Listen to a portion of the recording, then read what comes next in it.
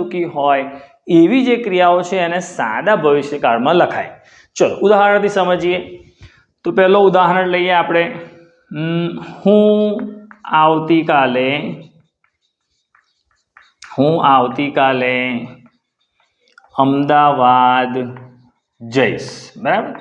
તો આ વાક્ય જે છે એ ગુજરાતીમાં કયા કાળમાં છે આપણને કેવી રીતે ખબર પડે? સો સિમ્પલ. અગર જઈશ આપ્યું છે, ગયો હતો એવું હોય તો ભૂતકાળમાં થઈ જાય. હું અમદાવાદ જઉં છું તો એ સાદા વર્તમાન કાળમાં થઈ જાય.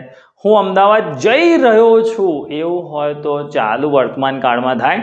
તો ટૂંકમાં ભવિષ્યકાળનું જ્યારે સેન્ટેન્સ હોય ત્યારે જઈશ, આવીશ, મળીશ શબ્દનો જનરલી પ્રયોગ થતો હોય છે ગુજરાતી ભાષામાં. બરાબર.